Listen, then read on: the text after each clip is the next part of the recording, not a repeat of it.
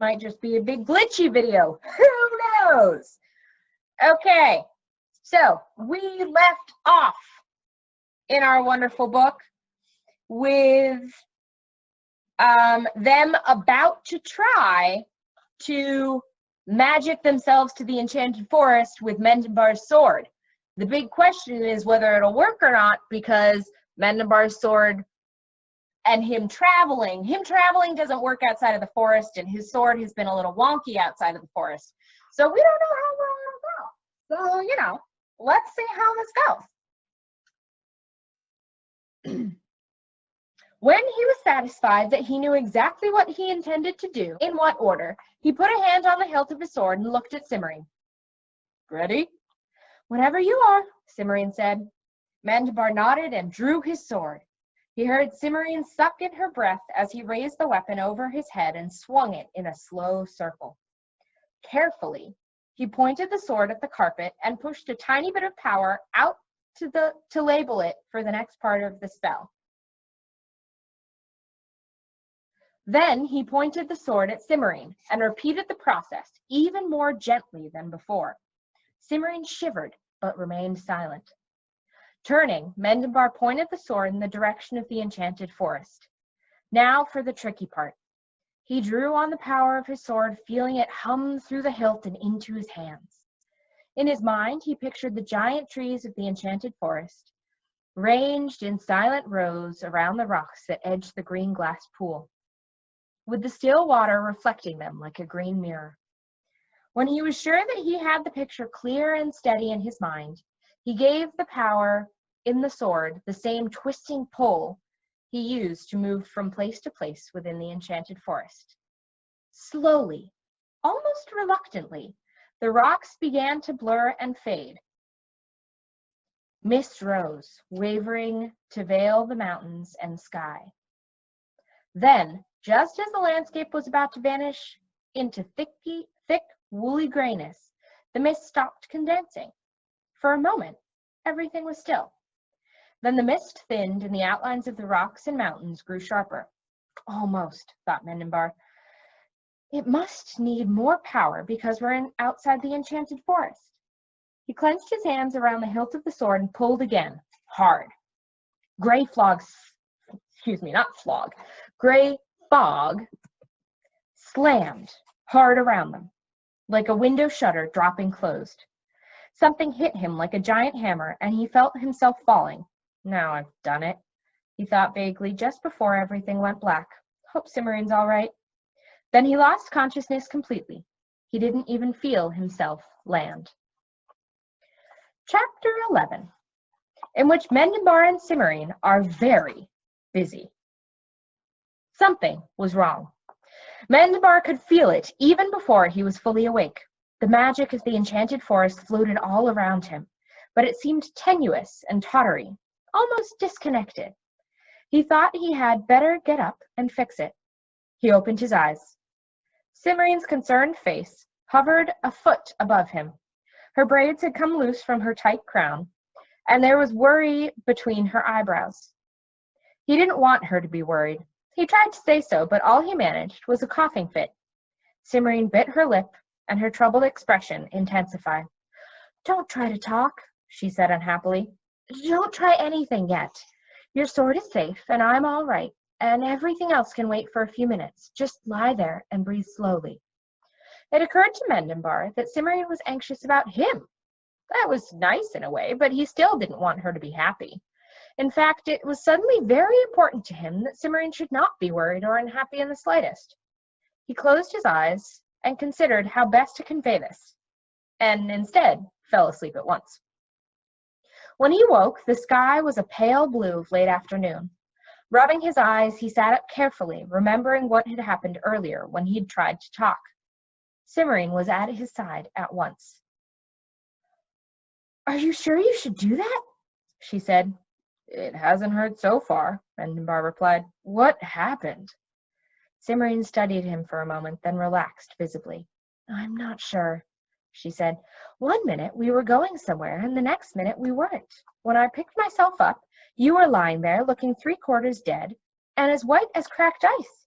And you've been that way for 4 hours. If that's your transportation spell, I think I would have preferred the carpet. At least it got us to the forest. Not exactly. Mendenbar blinked at her, then looked around. The carpet, on which he and Cimmerian were sitting, lay in the center of a 20-foot circle of thin green fuzz. Several saplings, pencil thick, and none more than waist high, poked randomly outward through the fuzz. Beyond the circle, patches of short, brownish-green grass alternated with mottled gray rock that rose quickly into cliffs and ridges and the sudden sharp heights of mountains that shadowed them all. None of it looked familiar, though it still felt vaguely like the enchanted forest to him. Well, at least we went somewhere, Mendenbar said after a moment. Yes, but where? Those are the mountains of morning. But this, Cimmerian waved at the green fuzz and saplings, looks as if it belongs in the enchanted forest. So what is it doing here? Well, it feels like the enchanted forest too, Mendenbar said.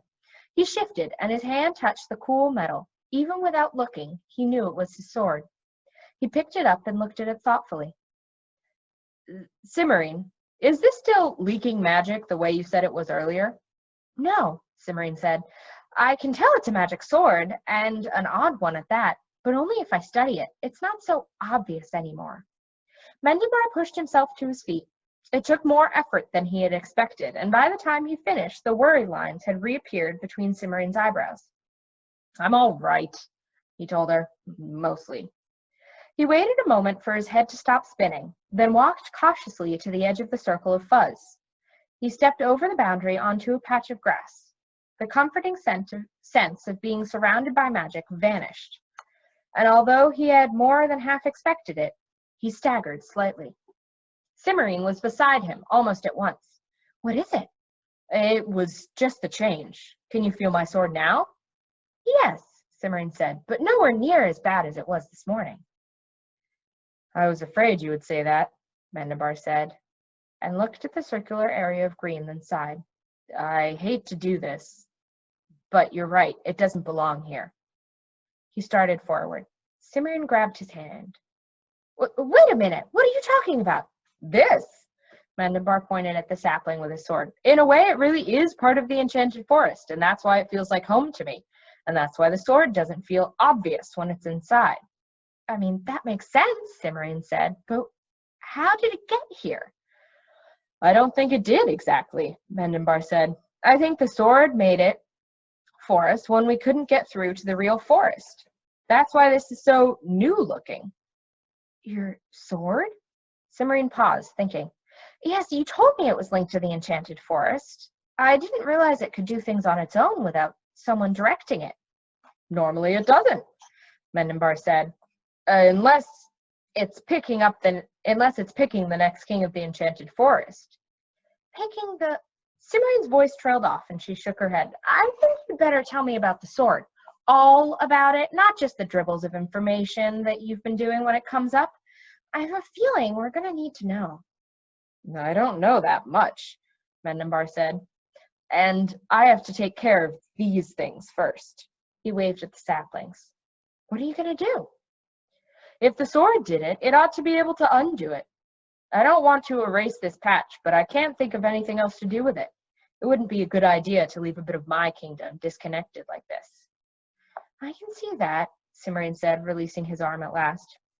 Just watch what you're doing with that spell. It's going to be dark soon, and I don't want to spend another 4 hours waiting for you to wake up. I don't like the idea myself, Mendenbar said. Don't worry, I'll be careful. Mendenbar smiled, raised his sword, and walked back to the tiny forest. He paced around the edge, getting a feel of the magic that was spread spider-web thin across the circle. Then he stopped. With his left hand, he lowered the sword so the tip rested on the green fuzz that might one day grow into moss. With his right, he reached out and touched the web, gathering in the threads. When his hand was full, he began to feed the threads into the sword. It was touchy work, for the invisible strands were so thin and fragile and he knew that if he missed even one, he would have to begin all over again. The task took a lot of concentration, for the sword accepted the threads with great reluctance. He was not at all sure he would have the strength to do it twice, so he worked with painstaking slowness. When he was halfway through, the saplings began to shrink, slowly at first, then faster and faster. The little trees grew shorter and more slender until they disappeared into the green fuzz. For a moment, nothing more seemed to happen, and then the circle of green began to shrink, like a drop of water being sucked up by a napkin. The green edge drew back toward the sword, leaving bare rock behind. In a moment, the retreating border was out of sight beneath the carpet. Mendenbar continued feeding magic into the sword. There were only a few threads left, and he slowed down even more. A puddle the size of a wagon wheel was all that was left in the original circle. It shrank to the size of a dinner plate, then a pancake, then a penny. Then it was gone. For a heartbeat longer, Mendenbar held his position, checking to be certain he hadn't missed anything. Finally, he let go of the end of the spell and lifted the point of his sword from the ground. He felt much better than when he began. He looked up and smiled at Cimmerian. "Oh, that was extremely interesting," Cimmerian said as she eyed the bare ground around the carpet. "Is that all of it?" "I think so. Why?" "Because I don't want to spend the night here and we're going to have to leave quickly. It'll be getting dark soon." Cimmerian paused, then added, "You'd better put that sword away. It's dripping magic again."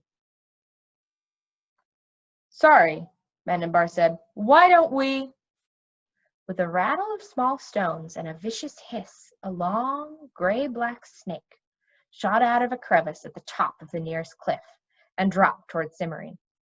Mendenbar jerked his sword up and set a crackling bolt of power to meet the serpent. The hiss became a choking gurgle as the snake flared into a bright line of fire and disintegrated.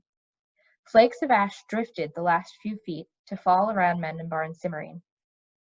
3 more snakes launched themselves from a part of the cliff, and another slithered from behind a boulder. From the corner of his eye, Mendenbar saw Cimmerian yank her sword out of its sheath.